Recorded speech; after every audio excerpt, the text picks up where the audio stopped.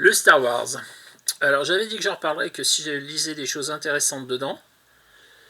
Et ben finalement c'est pas si mal. C'est pas si mal. Alors la qualité principale que j'y trouve, c'est qu'on remonte dans le temps. On est sur des épisodes qui ont été publiés avant le rachat de Star Wars par Disney. Donc on est dans l'ancien monde aujourd'hui inconnu, avec plein de personnages croisés qui ont toute une histoire qui a été abandonnée par la reprise via Disney. Il y a beaucoup de choses à dire sur la reprise de Star Wars par Disney. Moi, le principal reproche que je fais, c'est que tout ce qui existait avant et qui était pas si mal que ça et qui méritait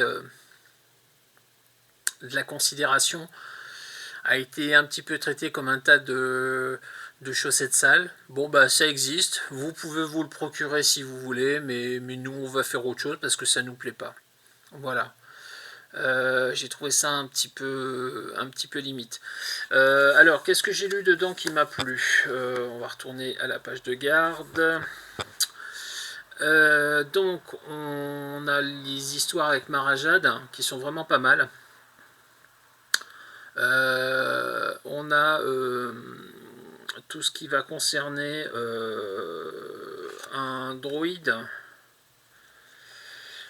dont le nom m'échappe là comme ça là tout de suite, qui avait été vaincu par Luke Skywalker et qui voilà, les ombres de l'Empire Révolution.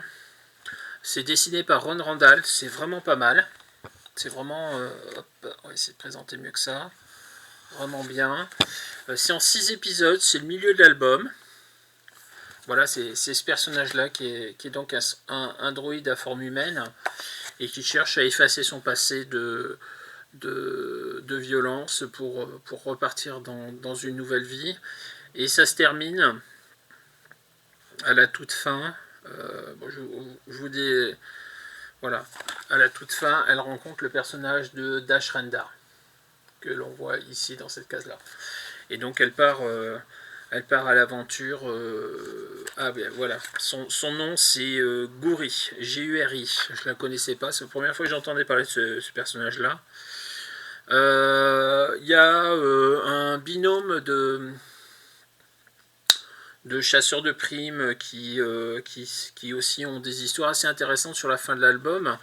Bon, il y a quand même quelques histoires assez quelconques. Il y a un soldat de l'Empire et un soldat rebelle qui ont été oubliés sur la lune d'Endor après la destruction de l'étoile noire.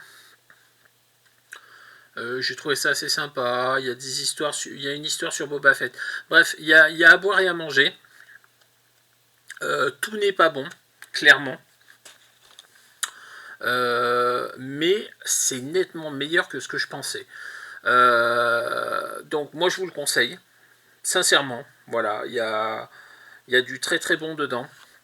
Plus que ce que je ne pensais en quantité. Et au final, je regrette pas mon achat, au point que je pense que je vais essayer. Alors, on m'a parlé d'une série qui s'appelait Star Wars Legacy, qui est dans le futur, le futur d'avant Disney, une centaine d'années après les événements d'Endor et de la guerre des étoiles, avec un descendant de Skywalker, et on m'a dit que c'était une histoire géniale. Donc j'ai vu que la série existait en format épique comme ça, en 4 volumes aux États-Unis. Et j'ai découvert là à l'occasion des Panini Big News que le deuxième sortait au mois de juin. Donc je pense qu'au mois de juin, je prendrai le tome 1 et le tome 2 auprès de mon libraire.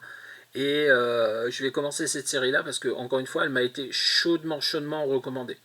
Je suis toujours pas fan de Star Wars en comics, hormis les vieilles histoires. Maintenant, il y a quand même quelques petites pépites dedans et j'en ai trouvé là-dedans. Donc, quand on a tort, faut le reconnaître, hein, tout simplement. Voilà. À tout de suite pour la suite.